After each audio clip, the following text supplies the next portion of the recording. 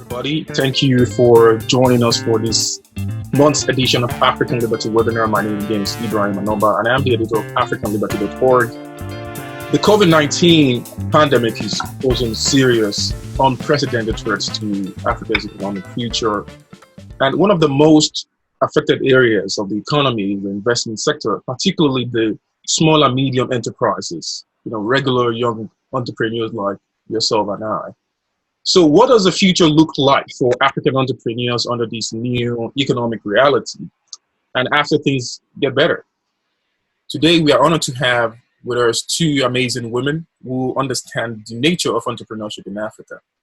Fri Asanga, the Chief Operating Officer at Cameroonian think tank Nkafu Policy Institute, and Nolizwe Mhlaba, Project Manager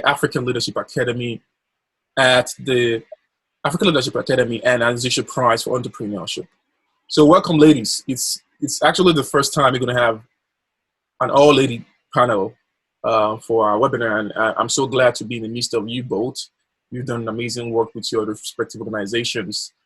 And I just want to start with Mhlaba. You've worked with entrepreneurs across the continent, and your organization gives out what is perhaps the biggest prize for entrepreneurship on the continent, the Anzisha Prize. And I just want you to help us understand what makes the African entrepreneur. Who is the African entrepreneur? Who can we consider an entrepreneur in Africa, especially young African entrepreneurs? Can you help us understand that? Sure. So thank you, Ibrahim, for this opportunity to speak with you and Fri and to people who have tuned in. So as you said, my name is Nolizwe, and I work for the Anzisha Prize, which is a partnership between African Leadership Academy and MasterCard Foundation. So to your question about who is an African entrepreneur, I think, well, all we need to do is step out of our houses and look around. We have entrepreneurs who are just on a daily grind out in the streets, in the informal sector, in the formal sector. And I think it's just people who are doing their best to address some kind of problem in their community. Brilliant. So Fri, now that we seem to understand who the African entrepreneur is, I want you to help us make sense of the present condition of the African entrepreneur. I mean, of course, we understand that a lot of, individuals in the economy, in the formal sector, especially in agriculture, have been, deeply affected by this pandemic, especially the lockdowns and the closure of borders. But you're in Cameroon and you've traveled across the West African region. Can you tell us what the condition is for these individuals, the so-called entrepreneurs or people in the informal sector right now? Thank you, Ibrahim, and thank you everybody for tuning in today. I would like to start by saying that Cameroon is in the Central African sub-region, and although it is the least hit region by the pandemic, small businesses in this region have been affected devastatingly by this pandemic. The case of Cameroon is a good example of assessing the performance of SMEs in the sub-region as well as in Africa as a whole, because Cameroon is structured just like every other African country, where SMEs constitute the great majority of the enterprises in the country. Now, with that in mind, we know that in a country like Cameroon, where the Vision 2035 of the government was to become an emerging economy, so many measures had been put in place to promote entrepreneurship in the country and in the region as a whole. But that notwithstanding, we have noticed that SMEs do not contribute a significant amount to the GDP of these African countries, yet they have the potential to do so. Now, with the advent of the pandemic, several measures were put in place by governments across African countries, closure of borders, even within sub-regions, and in some countries, movement within the countries were affected. Different sectors of the economy were affected. The hotel industry, the transport industry was hard hit, general trade as a whole, the agricultural sector notwithstanding, And because of the lack of safety nets in most of our African economies, the SME sector witnessed loss in jobs, declined activities, and even complete shutdown of some businesses. Now, if we look across Africa and in Cameroon in general, governments are trying to put in place some measures. In Cameroon, for example, we have some tax exemption measures, which are minimal, but those are measures put in place by government to try to relieve some of these sectors, like tax exemptions or tax fees for the transport industry, exemptions on tourist tax and the hotel industries. But these measures are yet to produce the desired result because of the decrease in the purchasing power of the consumer and a complete change in consumer behavior due to the pandemic.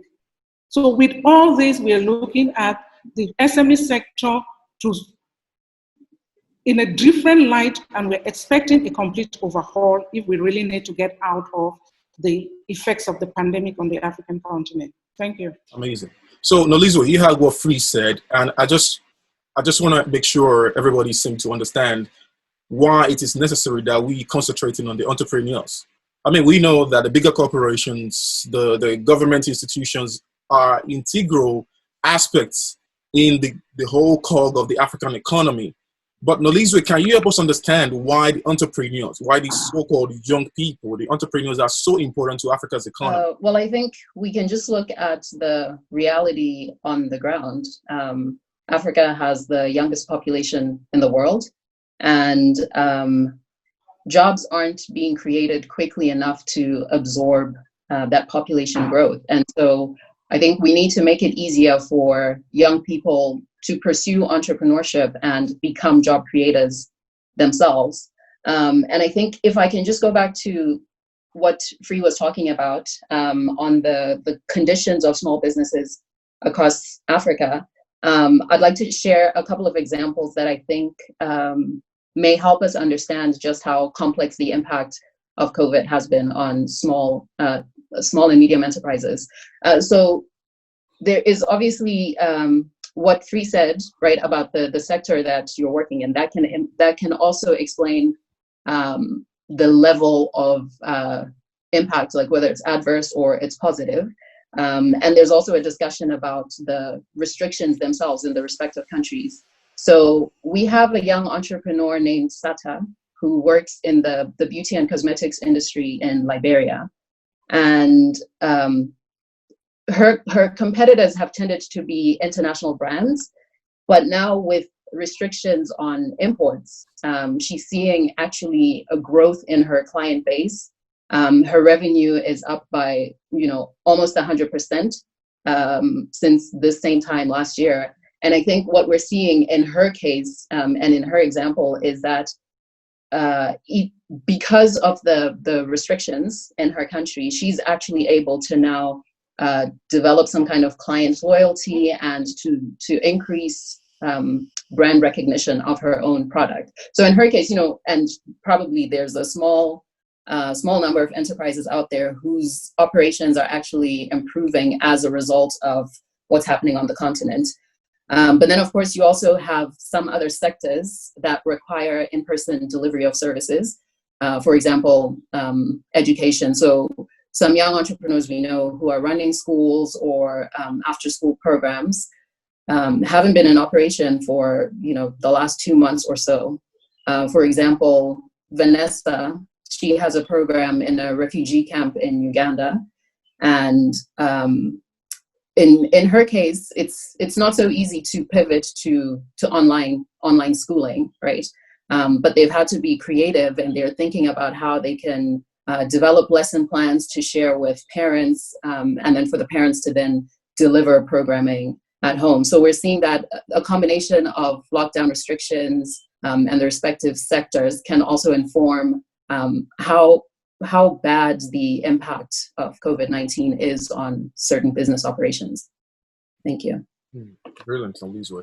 Before I go to Fri, I just want to admonish anyone with questions or opinion to please post them on the chat board, and we will be sure to read it out and ask your questions. So, Fri, you heard what Nolizwe said, and I know your organization Nkafu Policy Institute is working really, really hard on, exposing government policies that seem to be affecting people, and particularly those policies that are needless.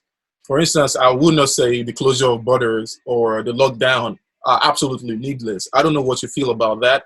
But Free, do you think this closure of borders and this, whole lockdown idea is affecting how businesses work in Cameroon, or is it affecting entrepreneurs in your country, Free? Yeah, thank you, Ibrahim, for the question. I think it goes without saying that the closure of borders is affecting businesses across the continent.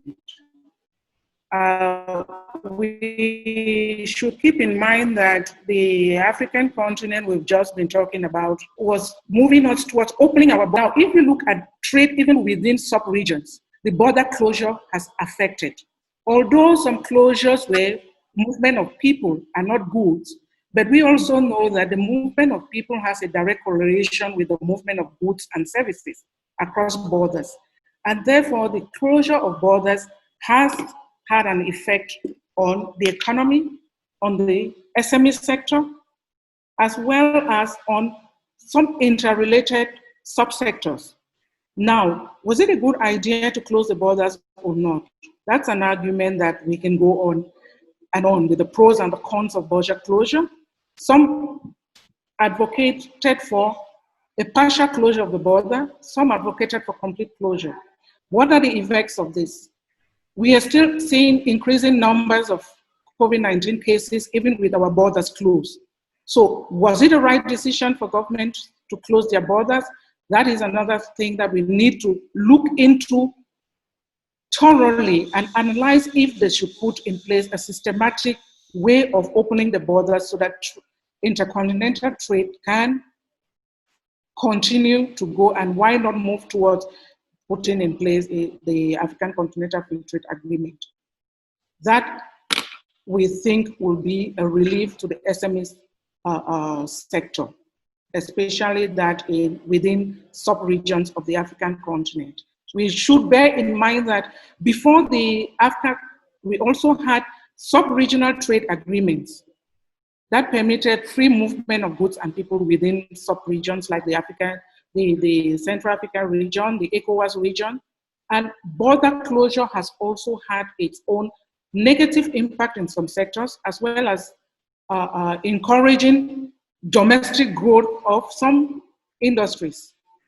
So that is my take on the border closure. Okay, I like the fact that Free, you bring in the issue of AFCFTA, which of course is, it's quite unfathomable that at the moment that Africa seems to go ahead with its beautiful continental free trade area agreement, at the same time we're going to have this pandemic. So Nolizwe, putting in perspective the fact that the AFCFTA, the Continental Free Trade Area Agreement, is actually integral to Africa's economic prosperity moving forward, and the reality, the human reality of the pandemic, the fact that we have to make sure that people keep socially distanced, that people do not cross border as they used to, just to restrict the spread of the virus.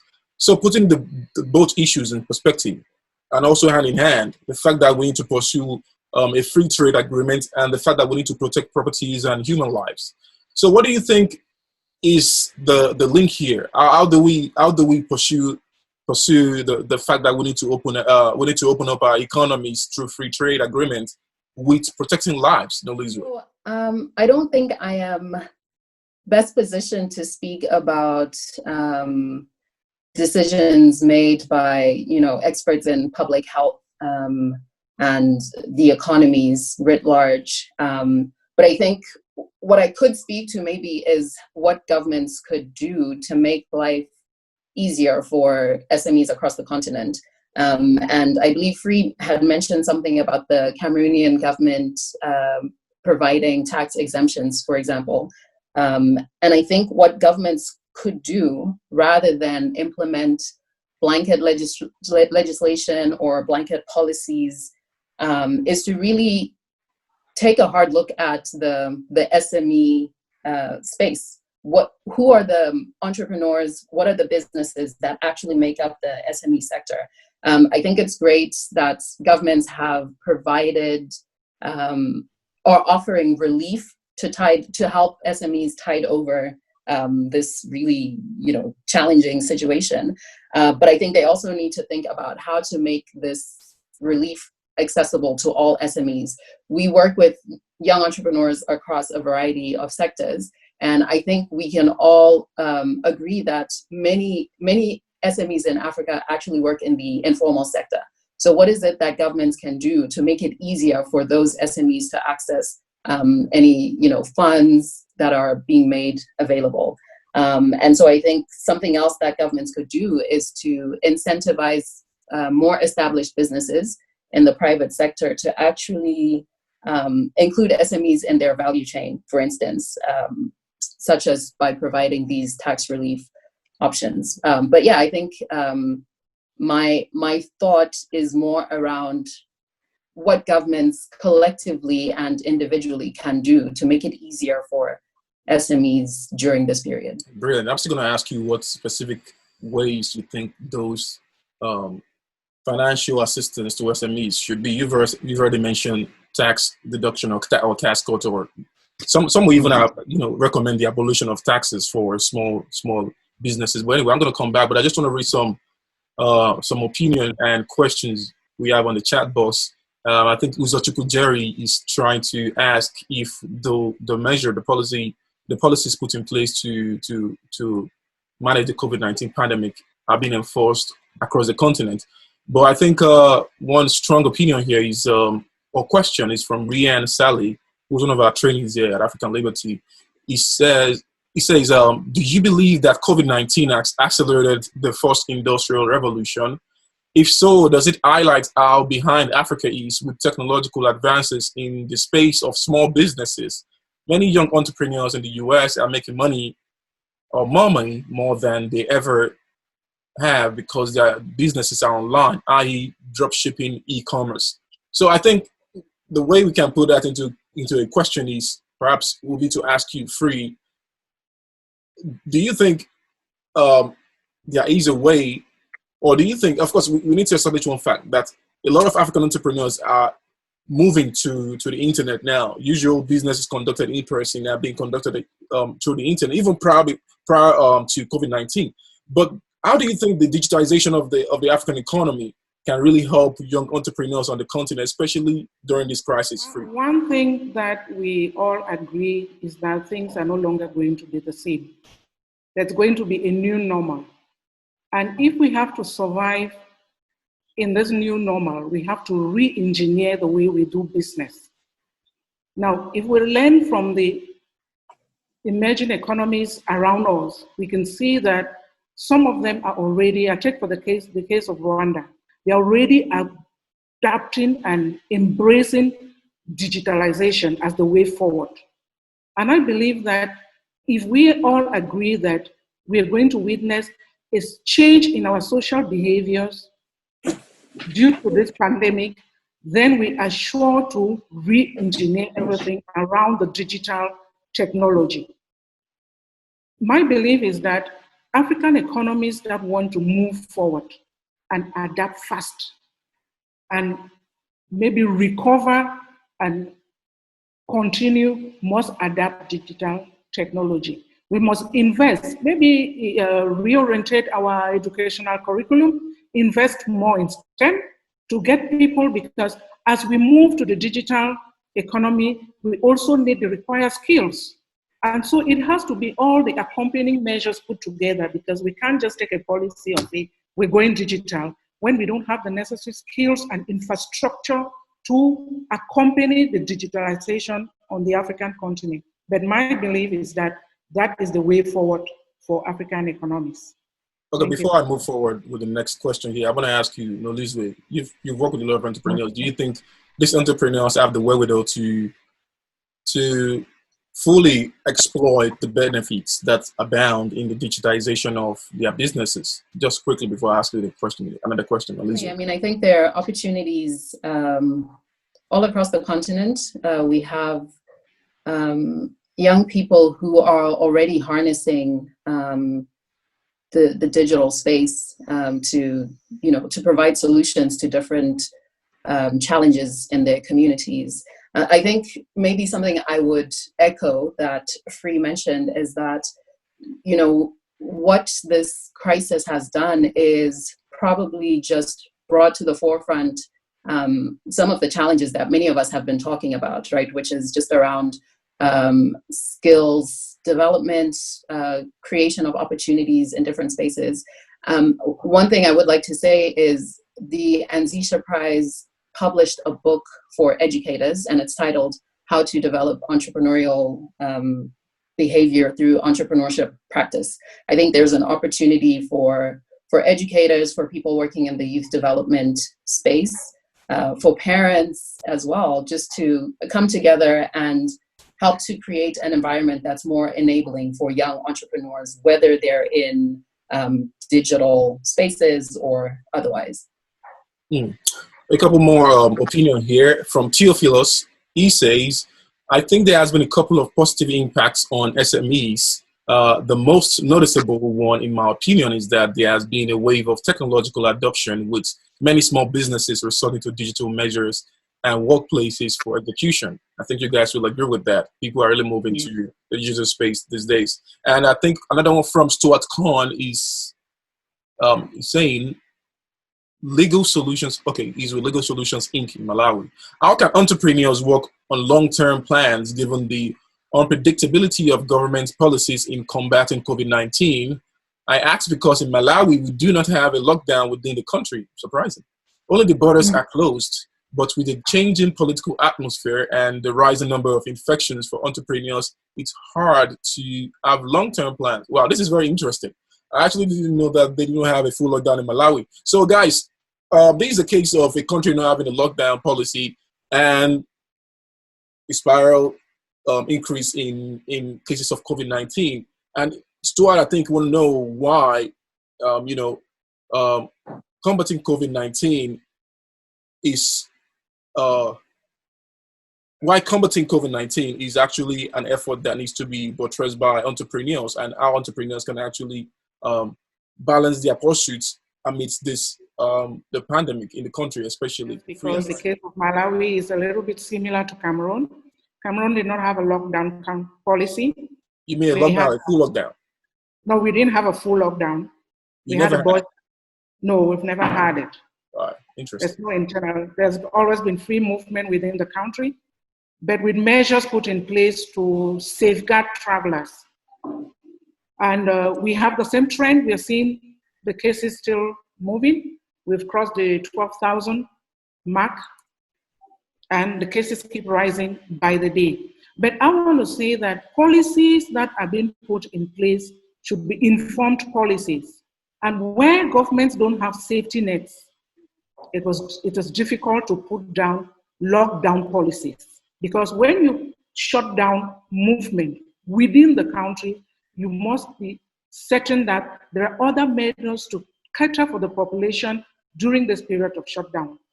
Wait, you're talking about safety nets. So what are these specific safety nets you're talking about? Relief measures that you can give. There are people who rely their SMEs, both in the formal and informal sector. I think Fri just buttressed what you said about supporting SMEs through some form of financial assistance. But I want to know, majority of the people I know, economists in Africa will say, giving people bailouts or welfare packages might not necessarily be the absolute way to fix things. But at the same time, we've got to be realistic. We're talking about young people that have, borrowed a lot of money to start businesses, and all of a sudden they're losing their money because of the lockdowns and border closure. So, Nolizwe, you talk about, supporting these people with some financial packages. What exactly do you mean? In what ways? And through what agencies should those assistance be coming from? Is it going to be through the private sector, perhaps through the financial institutions, the banks, or through the government? Nolizwe. I think there's a role for different stakeholders to step up, But maybe what I can speak on with more authority is what we have done as the Anzisha Prize. This is the year that we are celebrating 10 years of our program. And what we've done is actually repurposed, a large part of our travel budget to a relief package for the entrepreneurs we work with. And that relief has come in the form of loans, grants, and then actual taking them on as service providers.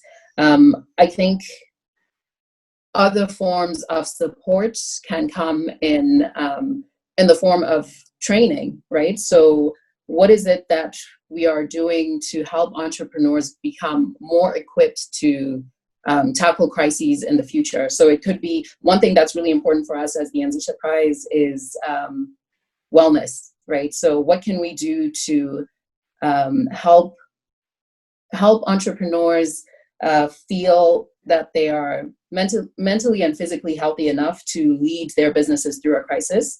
But we also are, keen on helping them to build systems so that going forward, they're able to identify key metrics in their businesses, to analyze the numbers that they deal with, and then use those to make decisions. And I think, something could be like helping them with a cloud accounting platform, so that in the future, when they are trying to access funds, they have a clear track record and they're not having to scramble to put paperwork together to convince a bank or a government agency to provide the funding that they may be seeking. I think that's beautiful. I mean, that's what we've been saying all along. Helping people, particularly entrepreneurs, do not necessarily have to be financial all the time.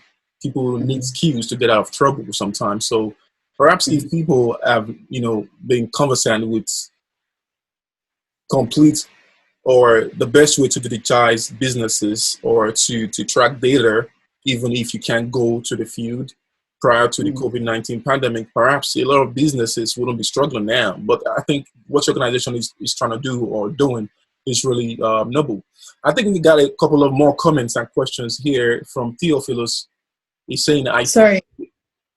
Before you ask that question, I just wanted to clarify something about our relief package to entrepreneurs. So one of the options is an employee retention grant that they can apply to.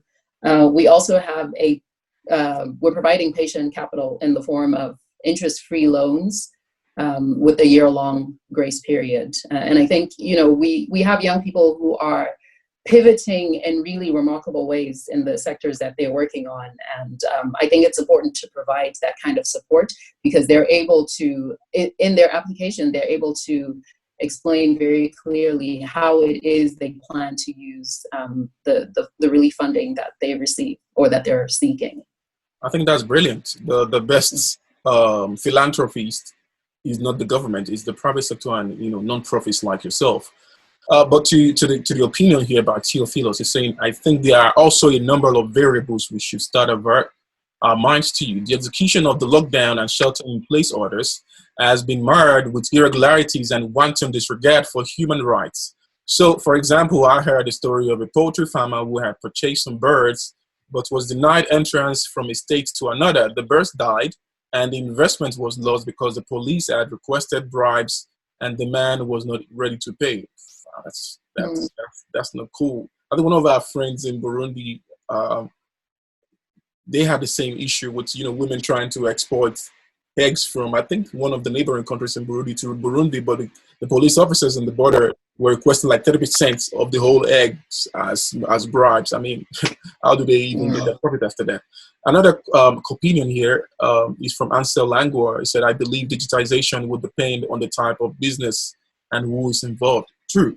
Before I go to the next couple of opinions, I just want to say a lot of our audience today, I guess, will be entrepreneurs or are entrepreneurs, and you can follow up with Nolizwe after the conversation to look at the opportunities that our organization, the Anzisha Prize, offer for young entrepreneurs, particularly during these trying times. And if you are interested in the policy area of things, particularly in Francophone countries or West African countries, you can follow up with Fri Asanga. And a couple of opinion here from Uzochukwu Jerry. Could we discuss a way out from the respect or from the aspect of the entrepreneur for minimal cost in the new normal world, perhaps? Another one from Ansel Langor. Entrepreneurs might quickly adapt to digitization, but older people very often have limited knowledge in that. How can we bring these types of people to adopt digitization? Do you want to answer that question, Free? That's coming from a person from your organization, Ansel Langor. So you want to know, how can we help the older Africans? There are a lot of entrepreneurs, either young or old. How can we help the older ones to migrate from the conventional way of doing business to the digital space, even as we recognize that they might not be necessarily as conversant as people like myself and yourself are with the digital space? Free. Yeah, thank you. I don't think there's a panacea for that. Sometimes you have to follow with the trends. I remember probably when computers were not common and they all said, we're not used to this thing and we're not going to do it. But as the trend moves, you are forced to. That is why when we talk of policies, we're talking of investing also in training, because the opportunities and the accompanying measures have to be put in place for each person to seize and develop the skills that is necessary. If we move to a digitalized economy and you don't adapt to it, there are two things that will happen. You are either forced to align or you'll be pushed out of the system. So in my opinion, the question is not looking at the individual, but looking at the entirety of the digital economy. Is that what is good for Africa, for us to get through this post-COVID-19 era? I want to say that we must also put in mind that this COVID-19 is bringing us a new concept of deglobalization. Regions are looking inwardly among themselves. We can take, for example, the case of Europe that has started opening its borders, but it's opening its border within itself, within that community. So we are now supposed to look inwardly in Africa and see what works for us, because we are going to be more marginalized after this COVID-19. The African economies are going to be, first, it's a marginalized economy when you look at it globally. COVID-19 is going to make us more marginalized. And so we must follow the trend of looking inwardly and see what works for us and how to move forward from there within the regions that we are and within Africa as a whole. And if digitalization is what we're supposed to do, then we have to align and put the accompanying policies and measures and trainings and everything that will accompany us to evolve and to move the African economy forward. Thank you. I think that's really, really amazing, because one of the key things that economists in Africa, especially, the free market oriented economists, have tried to advocate for the last 2 decades at least, is the idea of taking African view to solving African problems. Of course, not necessarily following the trends globally. The EU or the United States, North America, is closing off its borders to everybody because of COVID-19. Doesn't necessarily mean Africans have to close their borders. We just have to see what will affect us and what will work best for us. So I think that point is really, really, really, really important, Free. And an opinion here from Roland.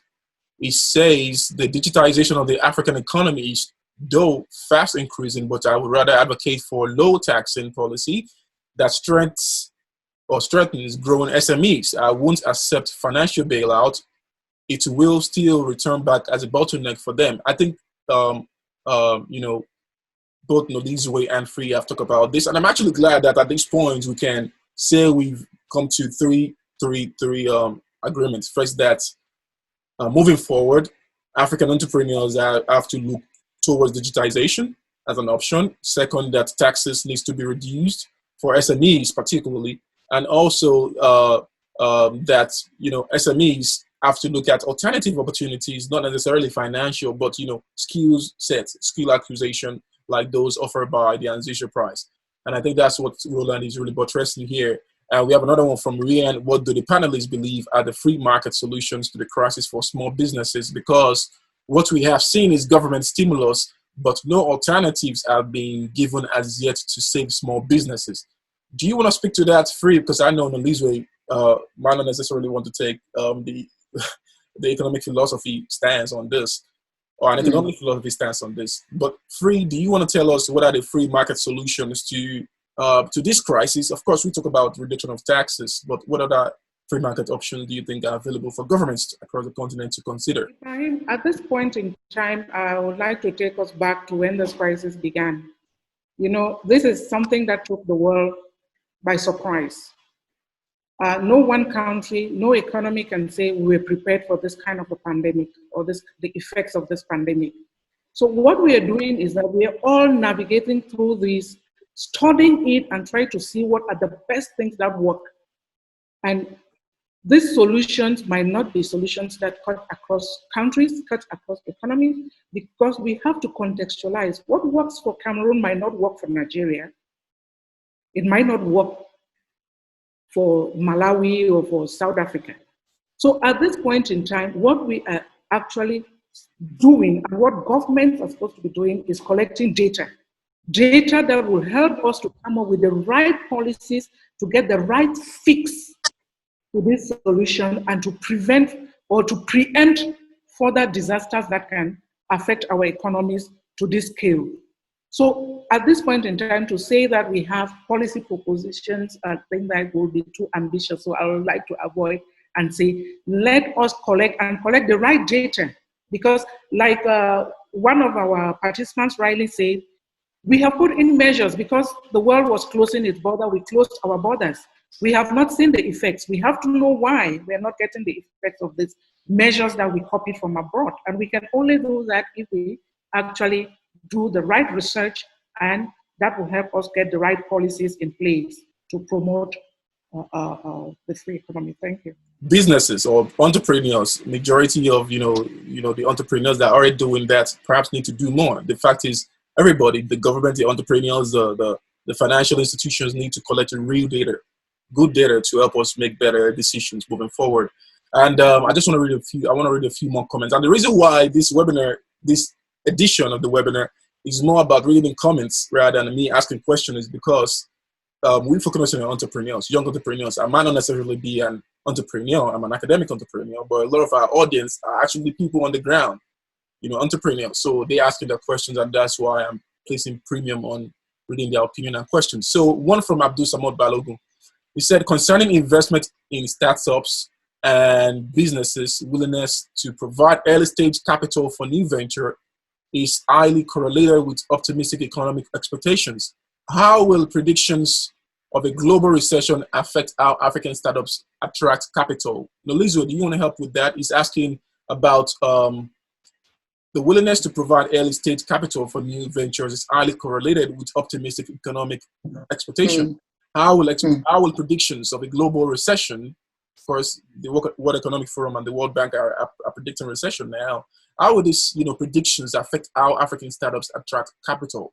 Thank you for that question. I think there's no lack of capital. Money is really just looking for compelling solutions to pressing problems, and teams with the experience and skill to execute. So I think young Africans will need to ensure that the kinds of team they're building have relevant skills and experience to convince capital of their ability to execute on their ideas. Brilliant. And again, if you want to have your opinion read, I'll just post them on the comment section. Another one from Roland, he says, if there would be a financial soft landing, it should come from independent financial institutions and other financial providers. I personally believe entrepreneurs need more political stable space than recognized free access of operation. Capital is more important for SME startups, but we must advocate for the liberal economic environment that replaces high excessive taxes, bureaucratic bottlenecks. We've already said that. And I think, so at this point, I want to come back to the question I have for you guys prior to this conversation. I want to ask, what are the measures that you think are pertinent for entrepreneurs who might not necessarily be as educated as say to the level of undergraduate, just regular entrepreneurs like those selling basket of tomatoes in the rural market in Yaoundé, or the average man trying to sell his bottle of coconut juice on the street of Harare. What do you think are the options available to them to, one, make sure that their businesses do not completely crash during these trying times, and how they can pursue certain alternatives moving forward when the lockdowns are eased? Do you want to help us answer that, Free? The first advice that I will have for these entrepreneurs is that they should leverage on the available tools. Right at this moment, there needs to be networking to see what works for entrepreneurs and what they can actually leverage on. I don't think that entrepreneurs can evolve without looking at the digital space. Even the man selling on the street has to start thinking digitally, because right now, the way our economy is going, we are moving towards the digital age, or we are being forced to move towards this digital era. And so entrepreneurs, even the man on the street, must align, because even digital payment systems, people who did not want to receive payments through mobile money are not accepting it because they know they're losing clients. People don't want to get in contact with you. They want to pay you and you deliver at their doorstep. So you have to adapt to this, what the pandemic is putting in place. There's a reduction in social mobility. And so for businesses that were striving on that, you have to adapt and see new ways on leveraging on that, without which you will be forced to either re-engineer your entire business or be pushed off the market. So that is the advice I have for small businesses of the man in the street. That's a very valid advice. So Nolizwe, I want to get your opinion on the same question, because I know you are the Anzisha Prize work with smart entrepreneurs. I mean, I'm not saying smart because they're smart, but because they have undergraduate degree or some sort of formal academic training. But I'm talking about individuals that might not necessarily be lucky enough to pursue this formal education and are entrepreneurs. So they might not be conversant with the idea of data gathering or the whole sophisticated aspect of digitization. What would you be advising them, especially considering the fact that these are equally an integral section of the whole entrepreneur division of the African economic space? Okay. Thank you for that question. I would just start with probably just a comment on education. I think ultimately, the entrepreneur is the person who is solving problems that matter. One of my colleagues who heads up our entrepreneur support and venture acceleration work says nice to haves are the first to go. So I think a piece of advice I would share is to, just really respond to changing market demand. Don't be married to your business model. I think there needs to be a flexibility and a willingness to rethink and re-engineer your business. Another piece of advice I would share is probably just, it's important to understand the kind of funding that is available to you, whether it's private or public. And I think, entrepreneurship is ultimately a hustle, and it's important, again, to just find those products and services that people are willing to spend money on, because that's what will keep you in business. Absolutely. So moving towards the more... Before we move in, Ibrahim, I would just like to add on to something, because we have 3 scenarios that we are going to see in the SME sector in Africa. In the short run, SMEs that want to focus on staying alive will have to have to react and adapt to the current situation. That means, even if those people are not, even if they are not like super educated to the undergraduate level, that's what I'm really, really concerned of. Yes, they have to adapt. You know, the human being has the capacity to adapt if you allow your mind to think beyond the scope. You can adapt in your environment, because if you don't do that, that is where you are. The third thing will happen to you, you're going to disappear. So adapting to the new environment is what businesses should focus in the short run. And in the long run, they have to think about re-engineering the business model. Because like we have all agreed and said since the beginning of this webinar, life is not going to be the same in Africa. The entrepreneur landscape is going to change after COVID-19. So in the long run, to survive and to evolve, you must have to navigate through and re-engineer your business model to be able to go along with the new trend in place. So without which, you will definitely disappear from the SME landscape. Let us keep in mind that some people will survive and others will disappear. The decision now is for the SMEs to make. Do I want to survive, or do I allow myself to be kicked out of the landscape? Okay, I get your point. I think that's the same thing Nolizwe was saying. But I think both of you might not necessarily get the perspective I'm coming from. Okay, let me not say SME is a game. Because saying SME might be, over, pancaking everything. Let's talk about the regular farmer. A 20-year-old graduate of at high school in some village in Harare or in Lagos, trying to become a farmer, and he doesn't really know how the whole data gathering thing works, or the whole digitalization process work. And let's not even say a 20-year-old, a 60-year-old entrepreneur. So how would you advise that kind of person to be so-called, follow the trend? I mean, the trend now is having some apps on your phone and using an Android or an iPhone.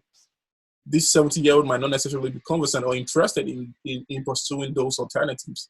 So do you think such alternative has to be, rigid, like you have to digitize, you have to follow the trend, or you will not survive? Or can you both think of some other ways for these older people, or I don't want to say less educated people, but you know what I'm talking about, to survive? Because of course we have to help them survive too, as much as we can. I mean, I think I'll probably just restate some things I've said before, which is simply, I think entrepreneurship ultimately is about solving problems, degree or not. We've worked with young people in the agricultural sector, some who, have only gone as far as grade 5, but these are, I think, my advice would be start where you are with what you have and what you know, and you can only go up from there.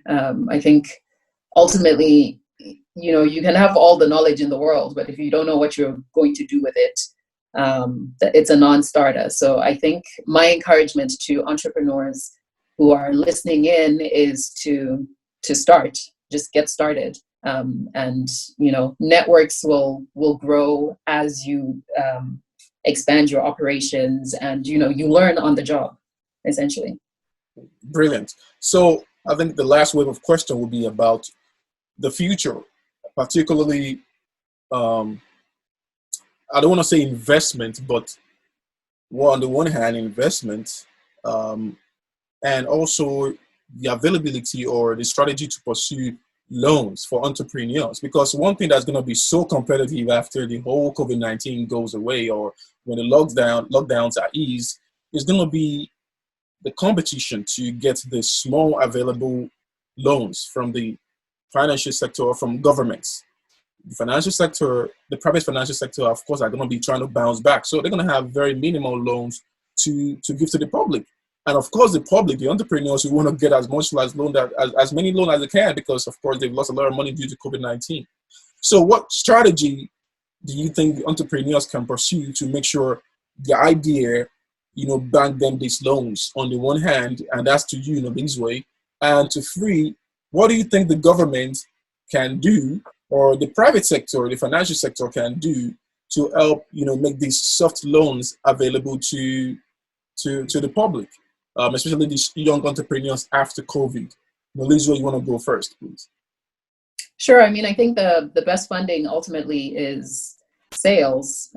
This is the most sustainable strategy out there for entrepreneurs. So, they need to be obsessing about the problems that need to be solved. And while doing that, to also be proactively building their systems.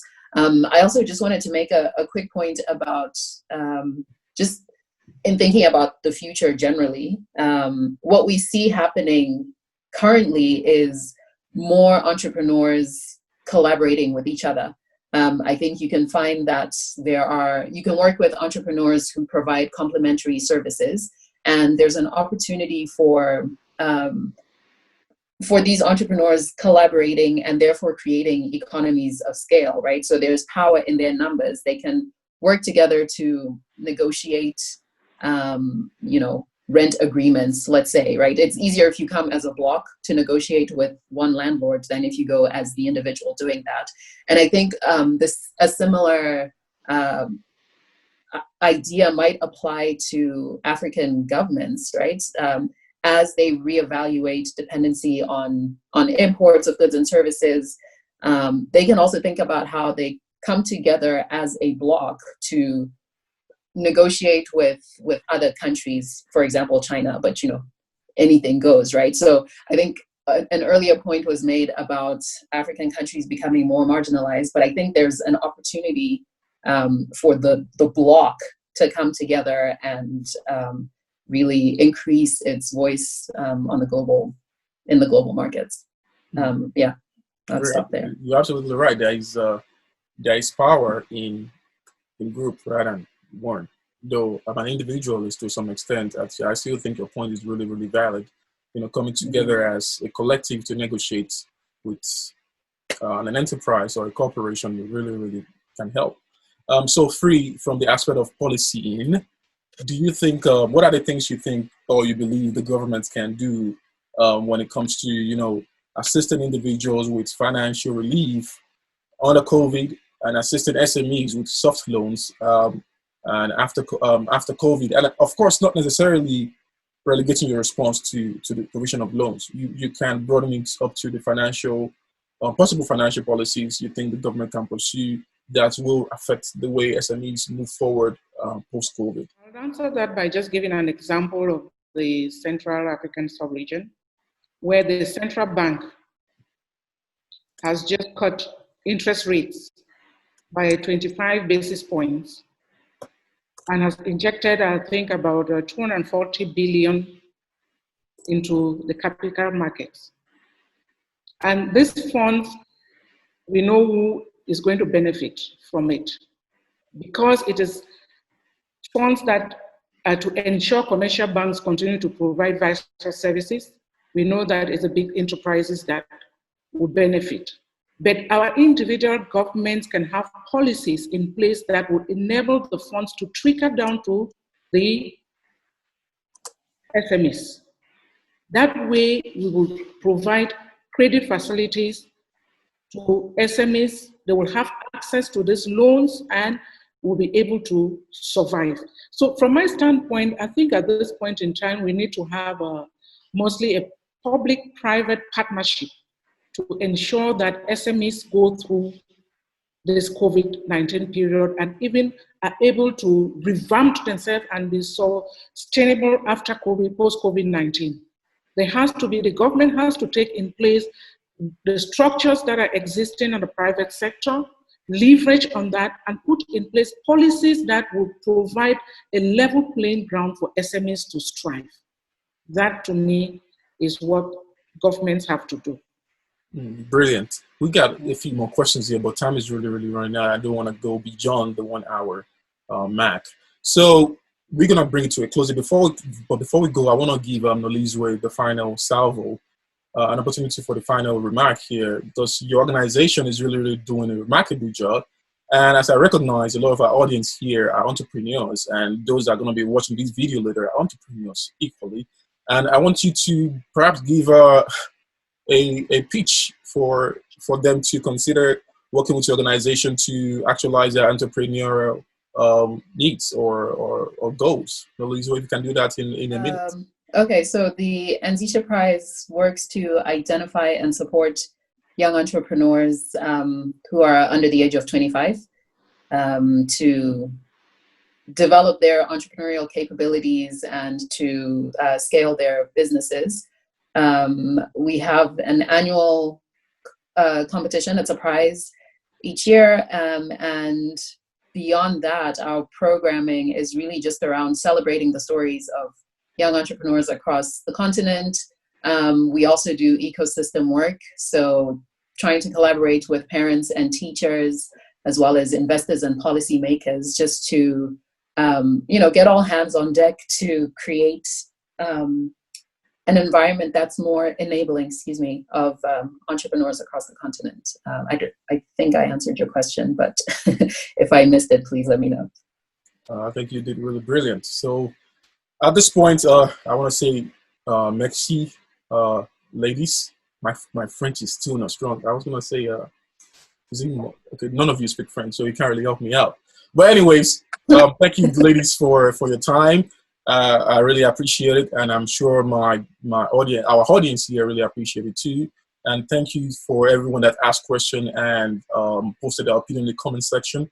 You can equally continue to drive the conversation on Twitter using the hashtag #AfricaAfterCorona, and certainly follow up with Nolizwe at the Anzisha Prize. Also, if you are interested in learning about how government policies is really affecting people under the COVID-19 pandemic, particularly in Francophone countries or West Africa, and particularly in Cameroon, you can follow up with our amazing champion here, Fri Asanga, whom of course I still don't know if she's from Nigeria or from Cameroon, because she's I'm an African.